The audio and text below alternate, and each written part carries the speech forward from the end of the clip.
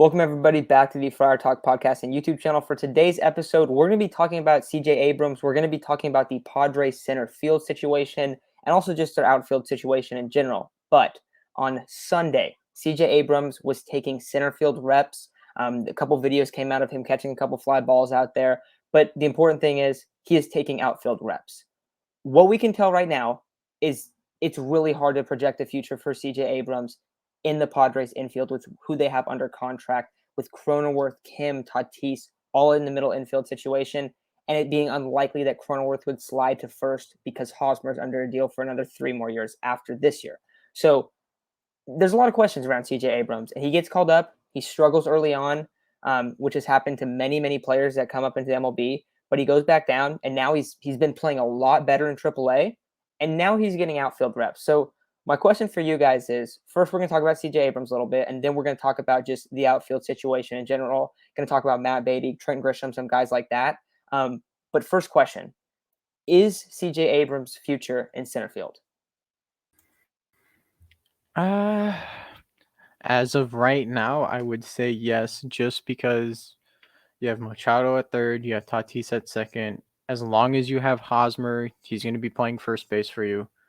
Cronenworth is going to be stuck at second, so probably for the next year, maybe 2 years, you probably have Abrams playing an outfield role, whether it's center field or corner position. You definitely have him out there just for the next couple of years until second base opens up. You can slide Cronenworth over, but as of right now, if you want to have him in your lineup, you kind of have to force him into center field or just another outfield position. You're going to lose Myers after this next year.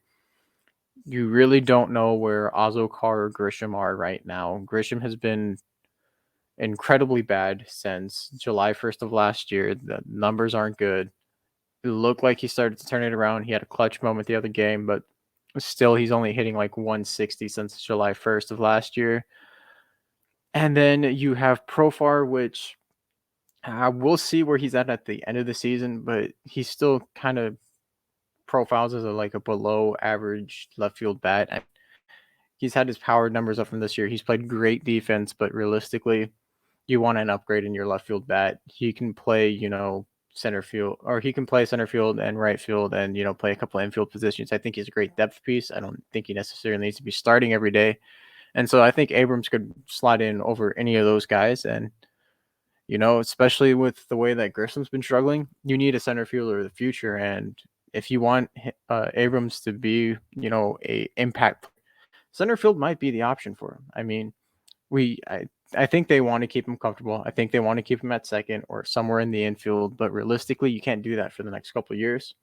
So why not give him reps in center field just so he can get used to MLB pitching? Yeah, I think they want to keep him comfortable too. I mean, that's probably why you're seeing most of his games played in the middle infield, and which is, I've said it multiple times, it's weird because we already have multiple good middle infielders, and really, where's he going to play? But I can't really give a definitive answer to the question because I don't really think he's going to have a definitive position for a little while. I don't think he should be slotted in just at center field because he hasn't played it too much. I always thought he'd project good as a right fielder, but realistically, it's like he's still getting so many reps at shortstop that it's almost impossible to tell where he's going to play. He got a couple major league reps in the outfield, and I thought he looked good. There weren't any crazy plays for him to make, so he just, he made the routine plays, and obviously that's good. You want your outfielders to do that. But maybe if he does really good in the minors, he'll come up and with Will's knee inflammation, maybe take a couple reps. I really doubt it. I think they just want to get him a lot more at bats down there. And Azokar's starting to do really good. Had his moment against Milwaukee, had a couple hits today. We're recording this on Memorial Day. He had a couple hits today, and I mean, he's looked good out there. He threw someone out from the warning track, so everything looks good for Jose Alzocar. Can't say the same for Trent Grisham. Had his clutch moment, but what did he go today? Did he get a hit? No, right? Yeah, I don't think he got a hit today. I mean, I'll check right now, but he definitely hasn't been the Trent Grisham that we thought he would be, and that's kind of why it's such a tough question because it's like, yeah, he's a good center fielder.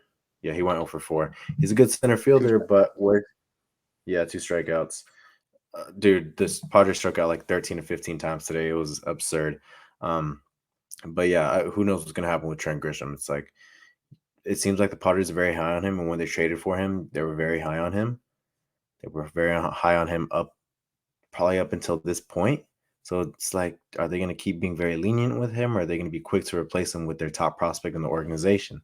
So I'm kind of hesitant to say he's going to be a for sure thing in center field because he's still taking a lot of reps in the middle infield, and he hasn't taken many reps in center field. Yesterday, he played one game in center field, and he's back to taking reps at shortstop today. So that's why I don't think he's going to have a definitive position. I think he's going to try being a utility player. I think that's what the Padres want him to be, somebody that can play multiple positions. And I think that's where he's going to provide the most value, to be honest. I don't think he should be set on one position. I think his speed, I think his arm translates to multiple positions. So hopefully that's what we see. I would really like to see him get more reps in AAA elsewhere other than shortstop. You have a top 5 player in the league at shortstop right now. You really shouldn't take him out of there. And I don't know. I think second base and the rest of the positions will be good for him. And obviously, with Fernando's injury issues, he's going to DH somewhat, and that's when you'll see Abrams go into short. Yeah, 100%. And you look at this situation, like you're talking about Isaac, where he can be kind of like a guy that bounces around and plays different positions. We've talked about him in as in a Chris Taylor role before, and so that makes a lot of sense if he would start getting reps there. But it is hard to project what's going to happen with him, just because he's still getting today he's getting reps at short. On Sunday, he got reps in the outfield. If he starts getting more reps in the outfield, I think that we could potentially see him get called up later in the year, because I get he struggled, but he has better numbers than Trent Grisham offensively. And that was with playing sporadically, never playing against major league pitching, where Trent Grisham was supposed to be a big time contributor for this lineup this year. And maybe not with average, but walking a lot and hitting a decent amount of home runs and being a speed threat and potentially being the top of the lineup guy. They really wanted him to work out as a leadoff hitter. It didn't happen. Now you're fighting to see, is he going to be hitting 8 and 9? What's the deal with Trent? So the Padres right now have the worst outfield in the league. Offensively. Defensively, they've actually been pretty solid. Not many errors, not many mistakes out there. But offensively, they're the worst outfield in the league. So I feel like it's become inevitable that they're going to trade for a bat. But keep in mind, when we talk about that, that's late July. That's not for a while that you're going to be able to make that trade. So you potentially have around 2 months right now where you're going to have to survive with who you have out there, probably about a month until Tatis is back, maybe roughly around there. What is your guys' idea for kind of patching up this outfield? Matt Beatty's coming back really soon. I think he might get called up in the next couple days here. You have Trent Grisham. You have Myers day-to-day. Let's assume he's back. I think he's going to be back very shortly. You have Azekar out there. You have Profar in left. I feel like Profar and Myers are definitely going to stay in left and right. But I don't know. What do you guys think that they should do in the outfield to try to get some more production out of these guys? Because it has been really, really tough offensively. It really has been, but I think if we leave Profar in kind of the leadoff spot, he's kind of been doing really good. He went 3 for 5 today, albeit he had 2 strikeouts. You'd like to see a walk there because the Padres only walked twice, which that's something they need to work on altogether. But Profar in the leadoff spot seems to be doing really well. He seems to be getting on base for everyone else. Myers, he's always going to be up and down, and as of he really hasn't been the healthiest. He's dealt with his thumb injury, which I believe they said that it wouldn't be completely healed until after the season end, and now he's dealing with right knee inflammation. So you'll see a platoon with him and Beatty in right field, even though I really don't want Beatty playing right field. I think he's more of a left field player just because if we've looked at the stats, he's a pretty below average defender in the outfield, and him playing right probably isn't the best recipe for success. But if you're going off hitting potential, you probably have to platoon them just so that Myers stays healthy, because Myers right now is probably your best outfield bat next to Profar. They're probably tied right now. And then I think it's time to start Azokar over Grisham. I mean, Azokar went 2 for 3 today. He had a double and a single, and then he walked once, didn't strike out. He's hitting 260. His OPS is great because he doesn't hit for a lot of power. I think it's like his first or second double today. But he's playing solid defense. He's gotten used to the MLB. It's time to give him more reps and reward him from solid play. So I would probably go Profar in left, Azokar starting the majority of reps. So maybe every 3 games you start Grisham just to give Azokar some rest. And then you start Myers 2 to 3, like same thing with Grisham. Every 2 to 3 days, give him, or same thing with Oscar. Every 2 to 3 games, give him a break and put in Beatty. You could also play lineups if you wanted to, but realistically, Beatty really wasn't hitting in the MLB, so it's really hard to say, deserves this amount of playing time over Myers. But at the same time, Myers hasn't been the healthiest, so that's the only way I can convince myself to give him any reps in right. Yeah, it's really a curious case with Trent Grisham because like you don't want him in the lineup because really the only value he's provided you is bunting. And I mean, outside of the walk-off home run, that's really all he's done. Even in that role, many people probably thought he was going to bunt. He hasn't really provided amazing defense, but he keeps getting opportunities. He keeps getting those opportunities. Bob Melvin keeps giving it to him, and I really don't see him stopping anytime soon, even if I want them to. No, I'm not gonna say like, I don't like Trent Grisham. I do like Trent Grisham, but if you're trying to ignore his struggles, it's just I think that would be absurd. You got to absolutely acknowledge how bad he's doing and really acknowledge that there's somebody else that's doing better than him that deserves some reps. So, yeah, I don't know. It's a really curious case with Trent Grisham, but then you look at the corner outfield spots. I don't even think Profar should be in the conversation as of right now, should be in the conversation of, oh man, like he's an issue or he should be taken out because you look at his last 15 games. I pulled him up. He's batting 317. 417 slugging percentage, 388 on base percentage. The guy's been fantastic. He had this little cold streak, which was very, very, very cold. But in the last 15 games, he started to come around again. I think that's kind of the thing you're going to get out of Profar. So, I mean, maybe he doesn't deserve to start all the time. But as of right now, he's our best outfielder. You look at from like a total standpoint, hitting, fielding, everything. He is our best outfielder, completely what we did not expect. Far from it, actually. And then you look at Will Myers, was actually hitting really well before he got injured. And it's really unfortunate that he's got knee inflammation. I think last year he was struggling with a knee, or he was the knee problem, right? And then Grisham was the heel problem. And it's really unfortunate that knee problem comes around again, man, especially because in right field at Petco, you got to cover so much ground. And the last thing you want is a leg injury bothering you. So I do think Chase's idea of having him platoon and DH a few times is probably the best bet to keep him healthy, because a healthy Will Myers was hitting pretty good. He was hitting pretty good before he went out. You guys know I'm not the biggest Will Myers fan, but bro, you got to acknowledge he was hitting pretty good. And he was running really well on the base paths. He was providing some value. So he is definitely your second best outfielder right now. You look at down in the minors, Nomar Mazara leads AAA in multiple hitting categories. Does he deserve a chance? Yeah, probably. Are you confident because of his past in the major leagues? Maybe. But I mean, you got nothing to lose really in giving him a chance. You also look at Brent Rooker, who has a lot of power. He has almost 1,000 OPS right now in AAA. So those are two guys that the Padres honestly should probably consider over Matt Beatty. In my opinion, that's just my opinion. I know Matt Beatty's shown with the Dodgers to be an okay player, but those two guys are doing really well right now, and I think they deserve opportunities as well if those opportunities open up. So I agree with you guys when you're talking about Profar. I like him in the leadoff spot. Chase, I think you brought that up, that he seems like a lot more comfortable in that spot. Also, he's one of those guys that like you said today, he struck out twice. He sees a lot of pitches. And there's a lot of guys in this Padres lineup that we'll see go up there and strike out on 4 pitches. And that gets really frustrating. Profar is a good guy to work the count. He's a good guy to get on base. He's been playing the best baseball, I think, maybe of his career so far this year. Because like you look league wide, he has like or Isaac. We were talking about this yesterday. His OPS plus is like over 115. It's like really solid. It's just because league numbers are down so far that his 737 40 OPS and a few bombs goes a long way. The other thing is he's one of the highest graded defenders right now because of all the outfield assists that he's had, and he's looked a lot better in a left field spot where he doesn't have to like take up as large of a range, just because I don't think his jump's too great, but he still makes good plays. Like he still makes good plays. He still has very, very good throws from left field. So I think like you have to kind of like put him in that spot, keep him there, leave him there for now, because that is the only spot where you're getting like good production out of. In terms of Myers, I think Myers definitely deserves to play the majority of time in right field.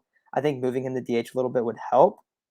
But when we go to Grisham, Beatty's going to be coming back up. I have a feeling that Beatty's going to come up for Alcantara, just because he doesn't really play at all. Like he really doesn't. So I think that's probably likely who he'd come up for, because I don't see anyone else. And then I'll go on to say I think if Trent Grisham struggles for 2 more weeks, I think we might see Trent Grisham get sent down for a little bit.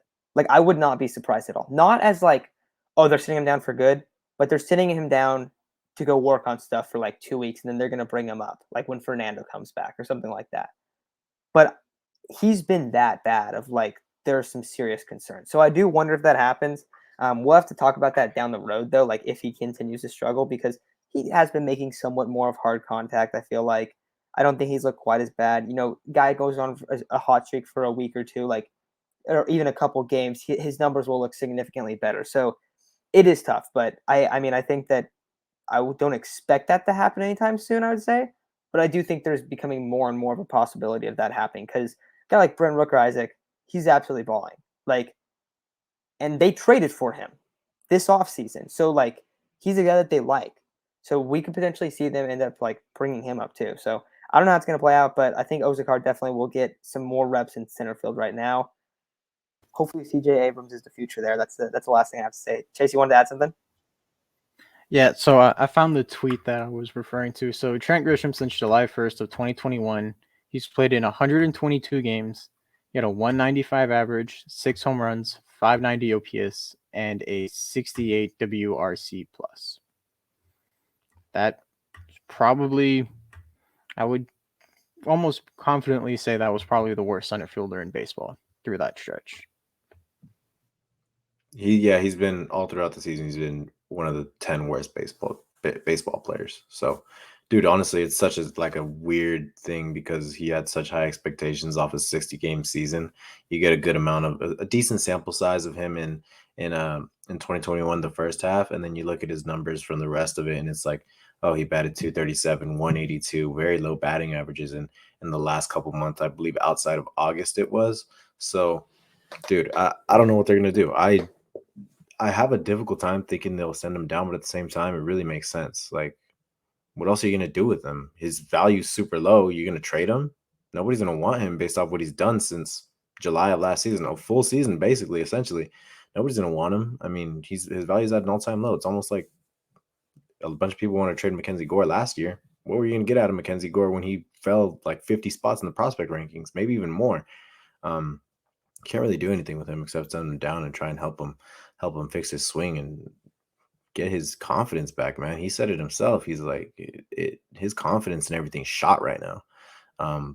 But going back to CJ Abrams in center field and any outfield spots in general, I think that's where he fits. I think that's where it's best. I mean, you don't want to get rid of him just because there's not enough spots. You want to keep all the talented players you can, especially if they've shown the versatility to play multiple positions. I think that's going to be CJ. Yeah, I'm with you guys there. So we'll see how it plays out, but it is interesting. One other thing that I'll kind of note that I just realized I didn't really add, I brought up bringing Brent Rooker, having Matt Beatty come back. The problem is that none of these guys play center field. The only guy that plays center field is Azakar. And maybe you can throw Profar Myers in there. We've seen Myers in center field. We've seen Profar in center field. I don't think that's what we want to see. I know that we all three are not fans of that.